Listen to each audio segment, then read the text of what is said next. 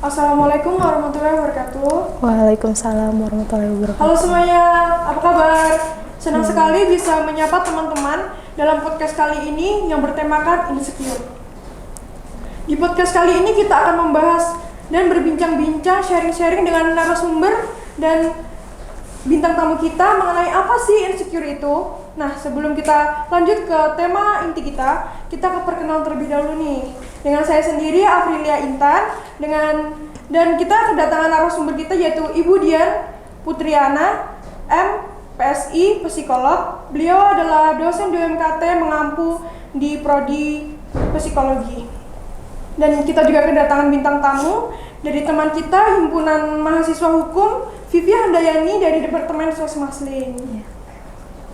Oke, kita di sini akan membahas mengenai insecure ya. Insecure itu tidak asing ya didengar dari kalangan anak muda atau bahkan orang yang sudah lanjut usia pun masih merasakan insecure ya Bu ya? Ya, sering. Nah, kita akan tanya nih dengan Ibu Dian, apa sih pengertian insecure itu? Oke, insecure pasti teman-teman udah banyak ngedenger ya, seperti kata Mbak Intan tadi ya. Kalau pengertian saya pakai bahasa mudahnya aja. Insecure itu rendah diri. Ya, jadi ada orang yang merasa dirinya hebat. Nah, tapi ini kebalikannya nih. Dia merasa nggak mampu akan banyak hal. Jadi rendah diri gitu deh. Jadi Ibu ini bilang kalau insecure itu merendahkan diri. Aslinya dia bisa, tapi dia kayak merendah, melihat terlalu fokus kepada penilaian orang lain. Nah Bu, saya nih mau bertanggapan nih tadi pengertiannya Ibu. Nah, apa sih bedanya atau sama nggak sih insecure sama rasa tidak bersyukur? Tanggapan Ibu seperti apa? Insecure sama tidak bersyukur maksud saya. Bukan hal yang sama, tapi bisa jadi berkaitan. Jadi pertamanya mungkin mekanismenya seperti ini ya. Orang ini merasa tidak mampu. Tidak mampu akan satu hal hingga akhirnya dia merasa sangat rendah diri. Aku nggak mampu akan banyak hal nih, aku nggak bisa nih kayak gitu. Akhirnya dia bilang bahwa tidak ada hal baik dari diri dia, tidak ada hal yang bisa dia lakukan. Jadilah dia tidak mensyukuri semua nikmat yang dia punya. Padahal masih banyak tuh hal yang dia bisa, cuma nggak disadari. Biasanya itu adalah dampak. Tidak bersyukur itu hanya dampak. Dampak di awal, karena dia di awal nih mungkin tidak ada dukungan sosial, nggak ada yang dukung dia, semangatin gitu ya, nggak ada yang bantu dia buat berpikir bahwa dia mampu. Jadilah dia semakin tidak bersyukur gitu. Oh iya.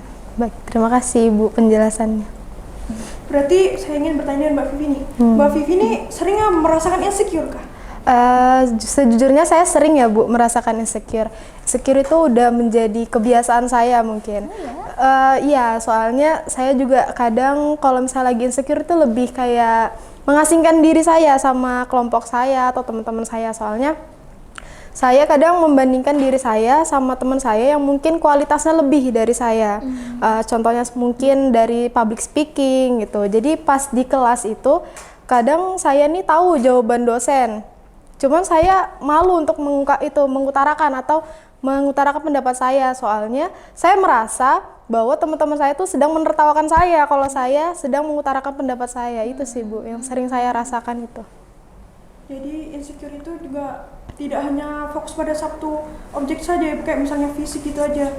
Jadi banyak ya Bu. Banyak hal, dia merasa nggak mampunya pasti. Kalau dia udah memutuskan untuk rendah diri serendah-rendahnya, berarti kan yang dia tidak mampu udah banyak banget.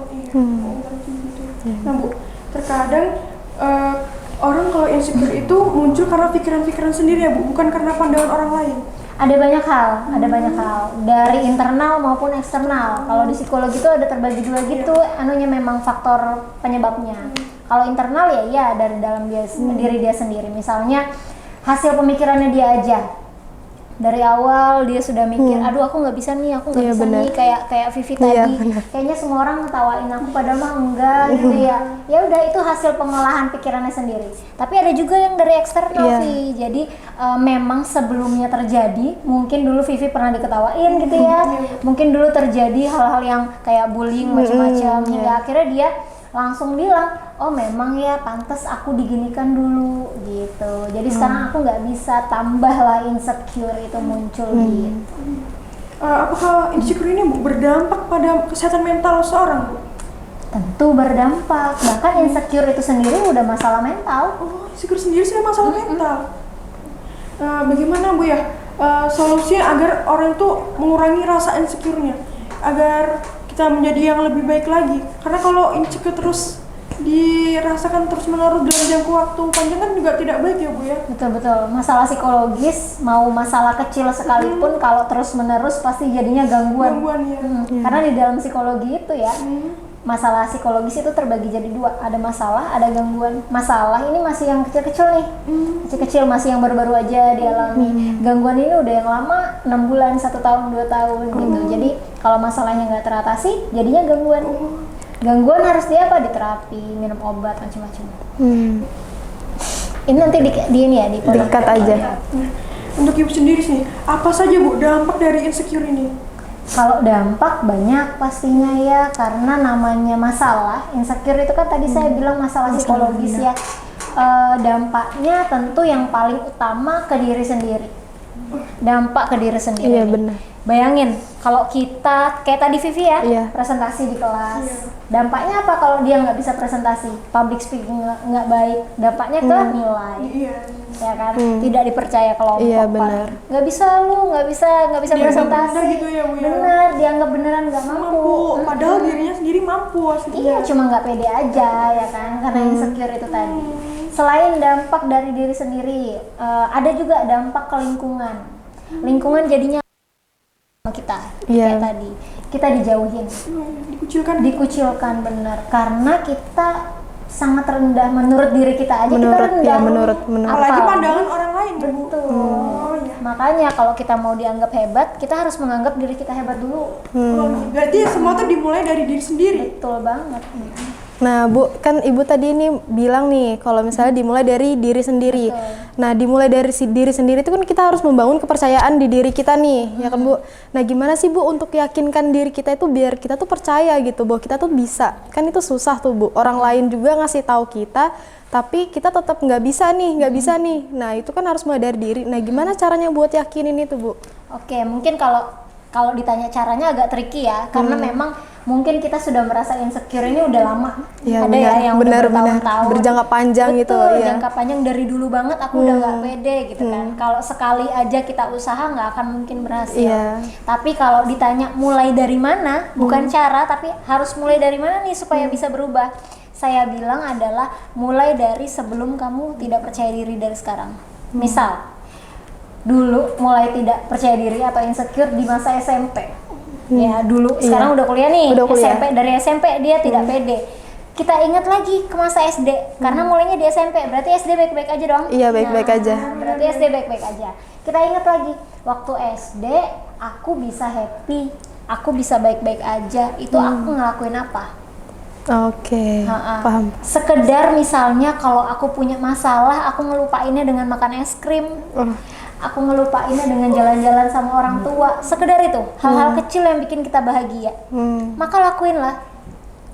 Berarti melakukan kebiasaan yang dulu sebelum insecure gitu. Oke. Nah, walaupun masa dulu mungkin kita nggak pernah kepikiran kita akan insecure kayak gini. Ya udah, lakuin aja. Yang penting kita bahagia dulu. Dan diingat lagi, dulu kita pernah mampu nggak? Pernah mampu nggak ngelewatin masalah yang sama? Mampu dulu. Mampu pasti kan? Mampu. Dari ingat aja, kita ingat dulu, oh ya dulu aku bisa. Pasti nih di dalam otak kita sudah mencerna, oh dulu aku bisa, kenapa sekarang nggak bisa ya? Kita sebagai manusia normal, apalagi akademisi ya, udah belajar, kita tahu teori-teori macam-macam. Otak kita pasti kayak menampik, dulu aku bisa, kenapa sekarang aku nggak bisa? Masalahnya ada di mana? Kodratnya kita nih pasti kita cari tahu dong, masalahnya ada di mana. Benar. Kalau sampai sudah melakukan itu tapi ternyata tidak berhasil, berarti ini saatnya cari bantuan. Oh, bantuan orang lain seperti psikiater. Betul, gitu psikolog, konseling lah gitu. Jadi kita ini tidak boleh, Bu. Saya pernah dengar kalau kita tuh tidak boleh diagnosa sendiri. Oh betul, nggak boleh banget diagnosis diri Karena sendiri. banyak ya Bu ya orang-orang yang mungkin diagnosa sendiri, jadi dia merasa dirinya sakit. Bener banget. Padahal ya saya bilang insecure ini kan masalah psikologis tapi belum gangguan. Iya, belum. Ada kalanya orang yang memang sudah doyan self diagnosis, namanya self diagnosis. Dia udah doyan, udah suka banget lah gitu kan. Akhirnya dia langsung bilang aku kayaknya depresi deh. Padahal depresi kan gangguan ya. Iya. Nah, pada kenyataannya dia hanya tidak percaya diri. Ini masalah. Tapi dia langsung ngediagnosis dirinya gangguan. Kan masalahnya tambah berat ya. Iya, benar. Udah self diagnosis nggak boleh, dia ngecap dirinya depresi. Bukan tidak mungkin dia jadi depresi beneran. Jadi mempengaruhi ya jadi. Betul. Jadi kayak apa ya, kalau di dalam Islam itu apa yang dikehendaki Tuhan, apa yang dilakukan Tuhan itu berdasarkan pemikiran hambanya. Kalau kita mikir sesuatu, kita terjadi sama kita. Oke. Iya. Tidak hanya tadi, kalau mikir kita tidak mampu, akhirnya nggak mampu beneran. Beneran. Sama, kalau kita mikir aku depresi beneran. Jadi harus mikirin hal-hal positif aja. Bener. Berarti sama halnya dengan omongan tuh menjadi doa gitu, Bu. Benar. Bakal kejadian kalau misalnya diomongin terus gitu, Bu, ya. Nah gini Bu, saya mau bertanya nih, nah kan Ibu tadi memberikan penjelasan bahwa insecure itu merendahkan diri sendiri nih.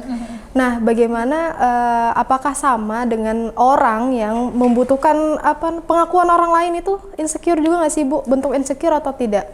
Orang yang membutuhkan Pengakuan dari orang lain dalam harus, hal apa? misalnya nih, misalnya saya udah merasa cantik nih, tapi orang lain nggak mengakui saya, jadi saya nggak selalu pede kalau orang lain nggak mengakui. Oh gitu, bisa jadi salah satu bentuk insecure. Soalnya saya juga punya teman yang seperti itu. Mereka tuh harus orang lain yang ngomong cantik, orang lain yang harus kamu pintar, baru dia pede gitu Bu. Bukan dari dirinya sendiri, harus dari orang lain gitu. Memang harus ada pengakuan ya. Iya. Bisa jadi itu salah satu bentuk insecure karena memang dia mungkin tidak percaya dengan penilaian dirinya sendiri ya. Harus ada penilaian orang. Nah Bu, kan saya juga punya nih temen yang mungkin insecure soal keluarga atau ekonomi atau apapun itu, saya nggak tahu, soalnya orang itu terlalu tertutup sekali. Namun saya menyadari akan hal itu. Nah gimana sih Bu caranya kita sebagai teman untuk mengangkat dia menjadi percaya diri lagi, atau dia tuh kembali lagi seperti dulu, ceria lagi, karena dia saja tidak membuka rasa insecure-nya itu atau bercerita kepada kita. Gimana sih biar dia tuh ngomong ke kita, biar dia tuh ngebuka itu, biar tenang gitu Bu? Gimana caranya? Kalau tanya cara juga susah ya, karena setiap masalah psikologis itu nggak akan mungkin tertangani kalau dirinya sendiri nggak mau menangani itu. Oh iya. Teman Vivi, kalau teman Vivi nggak mau cerita, nggak tahu, nggak pernah minta bantuan misalnya, gimana kita mau bantu? Nggak ada yang bisa kita lakukan memang. Kalau memang kamu sepeduli itu sama dia, kamu cukup hadir untuk dia aja. Setidaknya kamu ada untuk dia. Di sebelahnya aja, duduk sebelahnya, nggak usah ngomong apa-apa. Kalau dia mau ngomong, noleh, kamu ada, udah itu aja. Tapi kalau dia nggak mau ngomong, kita nggak bisa apa-apa pasti. Ya benar. Saya pernah mendengar ya Bu di juga podcast di YouTube ya, kalau kita terlalu fokus dengan penilaian orang lain, terlalu fokus dengan pemikiran orang lain tuh kita akan selalu merasa dirinya kayak rendah, kecil terus Bu. Jadi nggak akan ada bersyukurnya. Betul banget. Jadi kalau kita untuk mengurangi rasa insecure kita itu kita harus fokus pada diri kita sendiri. Jadi ya memang yang paling penting kan diri kita sendiri. Ada istilah self love, tahu ya? Iya, self love. Orang-orang yang insecure biasanya dia minim tuh self love-nya. Mencintai diri sendiri tuh minim gitu. Kayak saya seperti sendiri suka banget Bu itu.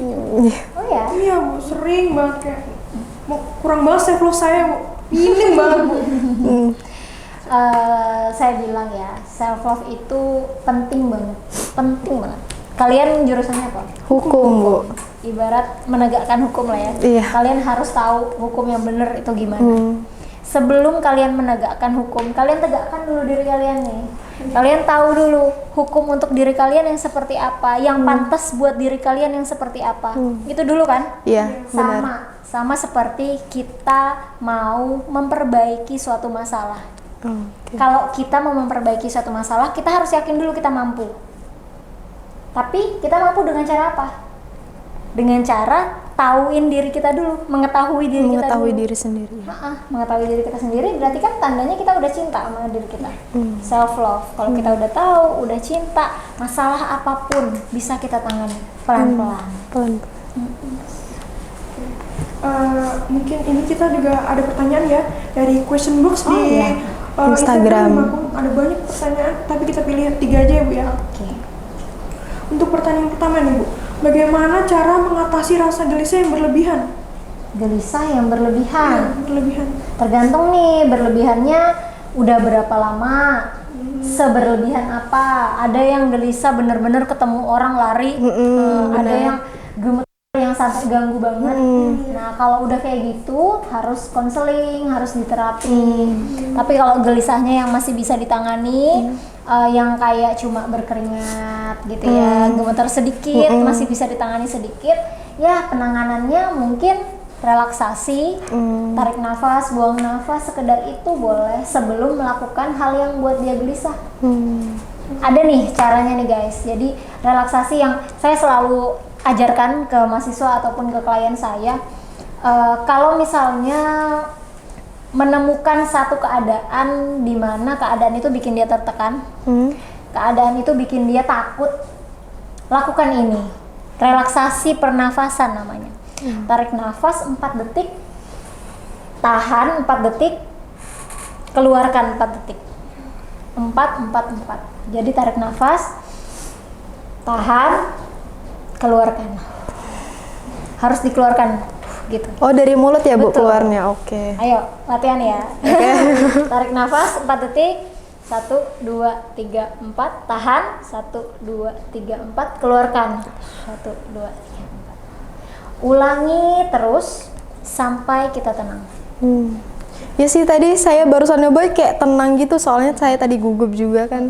Memang mekanisme pernafasan itu kayak gitu. Jadi kalau kita ngatur pernafasan kita dengan baik, mau kondisi semenegangkan apapun, itu kita bisa jadi rileks. Bayangin kalau kita rileks, tenang, badan kita itu lebih enakan. Benar.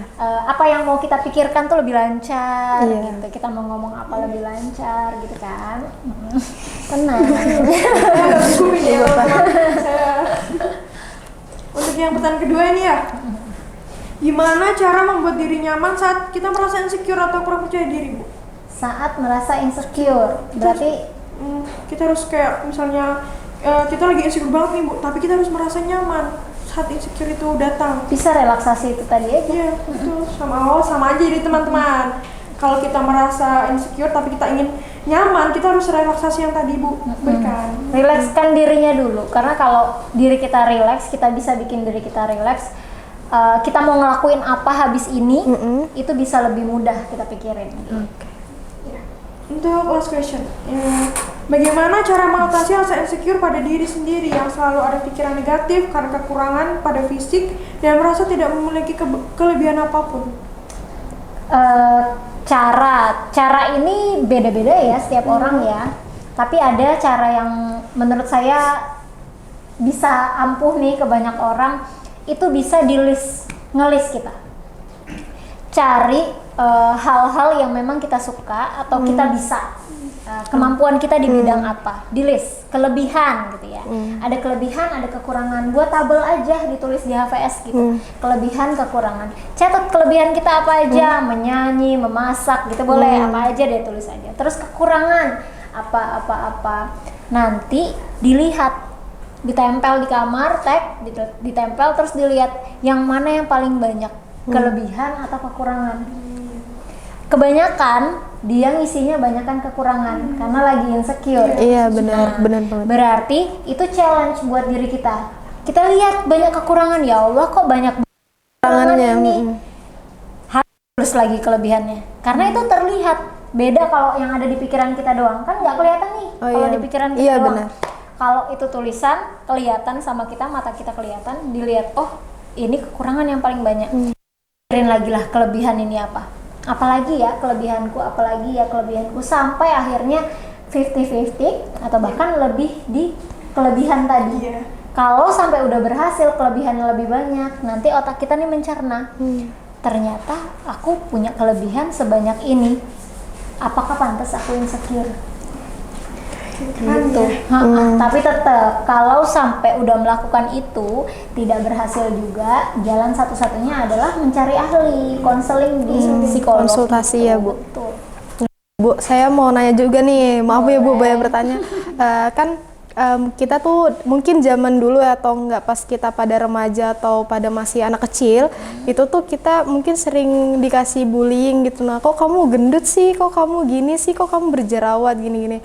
Namun suatu saat kita bertemu nih sama seseorang ini yang dulu pernah bullying kita. Terus kita muncul nih rasa percaya diri, nggak percaya diri.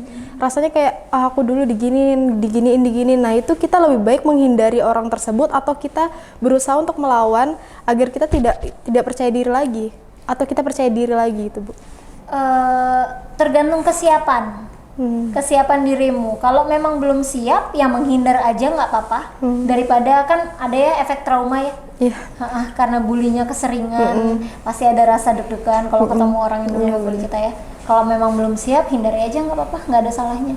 Kalau memang udah siap, dirinya udah siap, nggak lagi yang deg-degan parah. Kalau ketemu dia, hadapi aja kayak nggak ada apa-apa.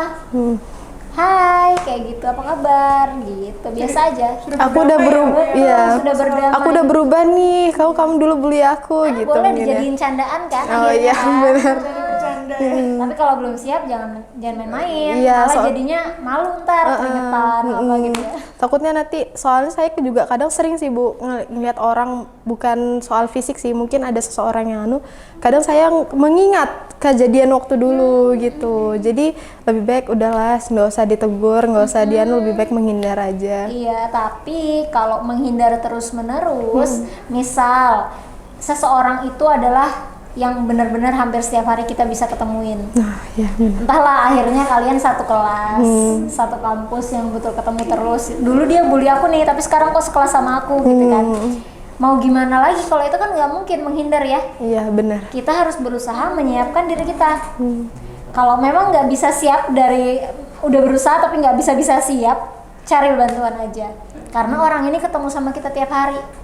Beda halnya kalau kita papasan di jalan doang. Kalau papasan di jalan doang belum tentu ketemu lagi, menghindar aja nggak apa-apa. Kalau ketemu terus mau ngapain? Iya benar. Nanti takutnya malah depresi gitu ya. Benar, dia yang ketawa juga. Iya, berarti benar. kan dia berhasil bikin orang trauma ya. Iya benar. Oh iya Bu, apakah insecure itu ada dampak positifnya juga Bu? Insecure dampak positif ada dampak positif, asal nggak berlebihan ya insecure-nya ya. Dampak positif bisa gini, kalian pernah tahu nggak bahwa perempuan itu memang harus punya malu. Oh iya, biar improve ya dirinya ya, biar lebih baik gitu. Membatasi dirinya. Betul, membatasi dirinya. Jadi memang untuk lebih baik, tapi membatasi diri bahasa yang paling tepat nih. Jadi perempuan itu menurut Islam nih, kodratnya memang tidak boleh melakukan hal yang aneh-aneh. Karena aurat perempuan itu satu tubuh, satu badan nih. Iya. Tangan kita aja terlalu gini-gini, ada aja catatannya, ada aja. Iya, benar. Kita yang terlalu ekspresif tuh ada aja gitu iya. kan. Nah, kalau punya malu, insecure sedikit nih, Iya. membatasi diri sedikit, itu kan ada positifnya. Berarti kita tahu batasan perilaku, harus gimana, apalagi di depan lawan jenis. Iya benar. Jaga Itu, sikap yang betul. Insecure seperti itu tuh yang mungkin positif. Iya. Iya. Tapi kebanyakan banyak yang negatif sih Bu kalau insecure-nya itu. Iya, kalau kebanyakan. berlebihan. Jadi insecure itu bisa ada dampak positifnya dan ada Dampak negatifnya. negatifnya. Yang berlebihan kan pasti nggak baik ya. Iya, benar, nggak baik. Kalau yang positifnya jadi kata ibu tadi untuk membatasi diri. Iya. Biar nggak malu-maluin lah. Iya. Lagi sebagai perempuan ya kan, kita harus membatasi diri kita agar tidak terlalu berlebihan berekspresi mungkin. Oke. Ini sudah di penghujung acara kan? Nah, ini kita sudah di penghujung podcast kita kali ini nih. Kita sudah berbincang-bincang dengan ibu yang sangat humble banget menurut saya.